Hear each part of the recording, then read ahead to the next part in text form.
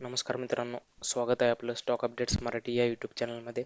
आज आपण डिफेन्स क्षेत्रातील एक जबरदस्त आणि दमदार स्टॉक पाहून घेणार आहोत, ज्याचं नाव आहे Bharat electronics limited. He company ministry of defence government of इंडियाच्या अंडर येते. ही कंपनी फाउंड झालेली होती 1954 मध्ये. आज आपण या कंपनीचं फंडामेंटल अनालिसिस करून घेणार आहोत, पण त्याआधी आपण या कंपनीबद्दल एक थोडक्यात माहिती जाणून घेऊ. तर मी सध्या आहे भारत इलेक्ट्रॉनिक्स कंपनीच्या होम पेजवरती. तुम्ही इथे गॅलरीमध्ये पाहू शकता की कंपनी कुठल्या कुठल्या प्रकारचे प्रोडक्ट्स मॅन्युफॅक्चर करते आणि सर्व्हिसेस प्रोव्हाइड करते इंडियन आर्मीला. तर एक थोडक्यात माहिती या कंपनीबद्दल सांगायचं झालं तर भारत इलेक्ट्रॉनिक्स लिमिटेड ही भारत सरकारच्या मालकीची aerospace and defence electronics company आहे. हे प्रामुख्याने ground and aerospace application manufacturing करते. म्हणजेच इंडियन आर्मीमध्ये आर्मड फोर्सेस, इंडियन नेव्ही आणि इंडियन एअरफोर्सला जे काही इक्विपमेंट लागणार आहे, जे काही टेक्नॉलॉजी लागणार आहे, तर ते मॅन्युफॅक्चरिंग करून त्याचे सर्व्हिसेस प्रोव्हाइड करायचं ही कंपनी काम करते. याचे मेन प्रोडक्ट्स म्हणजेच रडार, वेपन सिस्टम आणि EVM मशीन्स हे आहेत. तर इथे होम पेजवरती डिफेन्समध्ये तुम्ही पाहू शकता. डिफेन्स कॅटेगरीमध्ये हे सगळे जे weapon system, C4I system, shelter and mask यासारख्या वेगवेगळे जे प्रोडक्ट्स आहेत ते मॅन्युफॅक्चरिंग करून इंडियन आर्मीला ही कंपनी प्रोव्हाइड करते. तर नॉन डिफेन्समध्ये ही कंपनी खूप साऱ्या सर्व्हिसेस प्रोव्हाइड करते, जसे की software services, telecom, broadcast systems, component किंवा डिव्हायसेस यासारख्या खूप साऱ्या सर्व्हिसेस ही कंपनी इंडियन आर्मीला प्रोव्हाइड करते. तर हे झाले एक थोडक्यात आणि बेसिक माहिती या कंपनीबद्दल. जर तुम्हाला अधिक माहिती या कंपनीबद्दल जर पाहिजे असेल तर मी या वेबसाईटची लिंक व्हिडिओच्या डिस्क्रिप्शनमध्ये देईन, ते तुम्ही पाहू शकता. त्यानंतर आपण पुढे वळू कंपनीच्या फंडामेंटल अनालिसिसकडे. कंपनीचा सध्याचा शेअर प्राइस आहे ₹208.35. खूप महागही नाही आहे. प्राइस आपल्याला परवडणार आहे. ₹200 आसपासचा आहे या कंपनीचा शेअर प्राइस. त्यानंतर आपण सुरुवात करू कंपनीच्या प्राइस चार्टपासून. मागील 1 वर्षाचा रिटर्न तुम्ही पाहू शकता, कंपनीचा 95.91% आहे. मागच्या 5 वर्षाचा रिटर्न तुम्ही पाहू शकता 78.74%. तर मॅक्झिमम रिटर्न म्हणजे जशी कंपनी शेअर बाजारमध्ये लिस्ट झाली तर तेव्हापासून आतापर्यंत म्हणजेच मागील 20-21 वर्षापासून कंपनीने जवळपास 7,000%पेक्षाही जास्त रिटर्न दिलेले आहेत. ही कंपनी इलेक्ट्रॉनिक इक्विपमेंट्समध्ये कार्यरत असून लार्ज कॅप कंपनी आहे आणि याचं मार्केट कॅपिटलायझेशन आहे 51,412 कोटीचं. त्यानंतर आपण पुढे वळू कंपनीच्या की मेट्रिक्सकडे. यामध्ये PE रेशो म्हणजेच प्राईस टू अर्निंग रेशो आहे 24.49. तर सेक्टरचा PE रेशो आहे 37.98. PB रेशो आहे 4.64चा. तर सेक्टरचा PB रेशो आहे 9.15चा.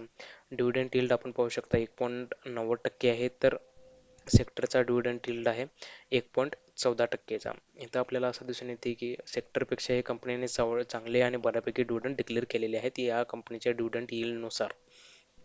त्यानंतर आपण फायनान्शियल ट्रेंडकडे वळू या कंपनीच्या. तर आपल्याला इथं रेव्हेन्यू आणि प्रॉफिटचं अनालिसिस अवेलेबल आहे. हे सगळे जे व्हॅल्यू आहेत हे 1000 कोटीमध्ये आहेत. 2018मध्ये पाहून घेऊ शकता. कंपनीचा नेट प्रॉफिट 1.43, 2019मध्ये 1.89, 2020मध्ये 1.82, तर 2021मध्ये 2.10. 2020-19 एक वर्ष तुम्ही जर सोडला तर बाकीच्या वर्षी आपल्याला या कंपनीच्या नेट प्रॉफिटमध्ये कंटिन्युअस ग्रोथ दिसत आहे. तर त्यानंतर आपण पुढे वळू कंपनीच्या इन्व्हेस्टमेंट चेकलिस्टकडे.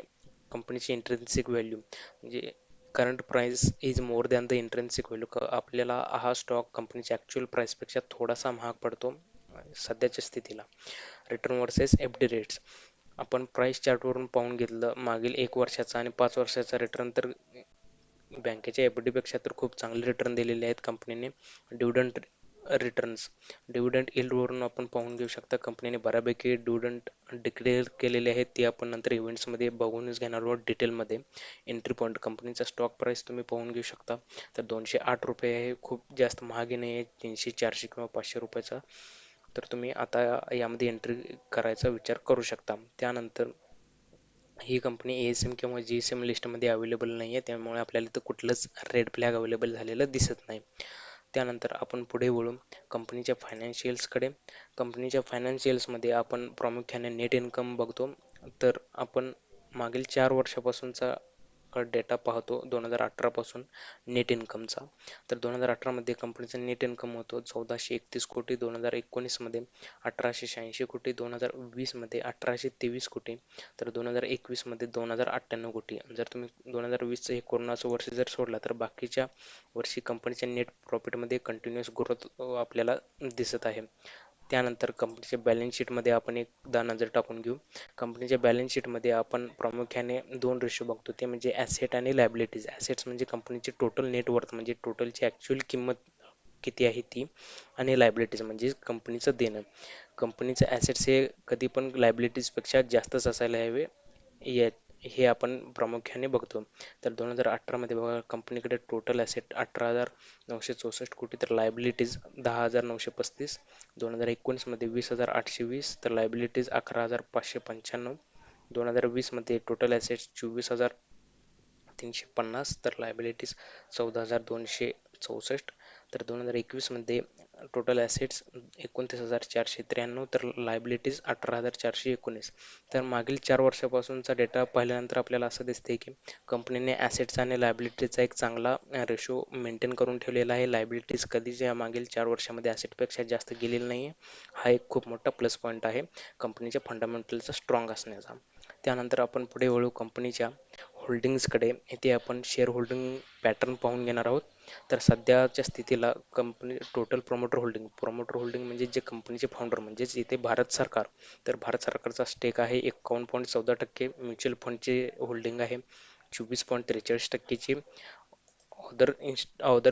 डोमेस्टिक इन्स्टिट्यूशन्स म्हणजे ज्या इंडियन बँका असतील किंवा फॉरेन इन्स्टिट्यूशन्स असतील तर त्यांचं होल्डिंग बघायचं 3.90% आहे. फॉरेन इन्स्टिट्यूशन्स म्हणजेच ज्या फॉरेनच्या बँका असतील किंवा इन्शुरन्स एजन्सीज असतील तर त्यांचा स्टेक इथं 15.73% आहे. हे खूप मोठा प्लस पॉईंट आहे या शेअर होल्डिंग पॅटर्नमध्ये.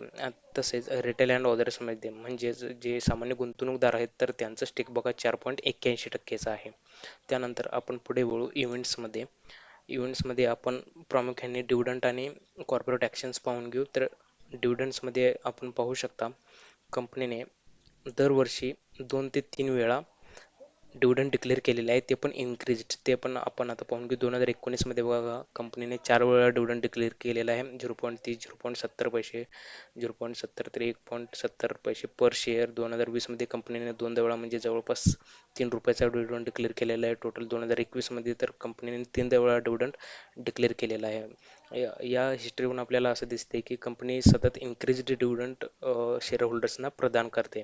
त्यानंतर आपण कॉर्पोरेट ॲक्शन्समध्ये पाहून घेऊ कंपनीचे शेअर स्प्लिट आणि बोनसबद्दल. तर शेअर स्प्लिट बघा झालेलं होतं कंपनीचं 2017 मध्ये, ते पण 1/10च्या रेशोमध्ये. आणि तसेच कंपनीने 2 वेळा बोनस डिक्लेअर केलेला आहे, ते म्हणजे 2015 मध्ये 2/1च्या रेशोनं, तर 2017 मध्ये 1/10च्या रेशोनं.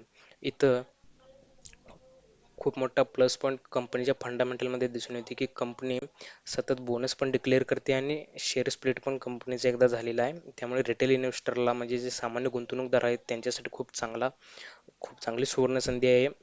कारण कंपनी सतत बोनस पण डिक्लेअर करते. तसंच कंपनीचे डिव्हिडंड्स ही दरवर्षी ते 3 ते 4 वेळा देत असून डिव्हिडंड्स इन्क्रीजही करत जात आहे. त्यामुळे ही खूप मोठी सुवर्ण संधी आहे कंपनीचं स्टॉक प्राईस कमी असतानाच तुम्ही विकत घेण्याची. तुम्ही या स्टॉकचा नक्कीच विचार करू शकता. तर ओव्हरऑल जर सांगायचं झालं तर कंपनीचे फंडामेंटल्स स्ट्रॉंग दिसत आहेत. कंपनीचं स्टॉक प्राईस खूप महागही नाही आहे. आपण कंपनीचे मागील एका वर्षाचे तसेच 5 वर्षाचे रिटर्न सुद्धा पाहिलेत तर खूप चांगले रिटर्न कंपनीने दिलेले आहेत. बँक एफ-डीपेक्षा तर जास्त कितीतरी पटीने जास्त या कंपनीने रिटर्न्स दिलेले आहेत. त्यानंतर डिव्हिडंड रिटर्न्स आपण पाहून घेतले की कंपनी सातत्याने चांगले डिव्हिडंड्स डिक्लेअर करत जाते आणि ते पण इन्क्रीज्ड डिव्हिडंड्स. खूप वेळा कंपनीने बोनसही येथे डिक्लेअर केलेला आहे. त्यामुळे जर तुम्ही लाँग टर्मसाठी हा जर स्टॉक विचारात घेतला तर तुम्हाला नंतर बोनसही मिळून जाईल. तर नक्कीच हा तुम्ही स्टॉक विचारात घेऊ शकता. इंडियन आर्मीशी रिलेटेड आहे त्यामुळे ही कंपनी कधीच बंद नाही पडणार. कंपनीचे फंडामेंटल्स खूप स्ट्रॉंग वाटले तर तुम्ही या स्टॉकचा नक्कीच विचार करू शकता. तर हे सर्व काही होतं आजच्या व्हिडिओमध्ये.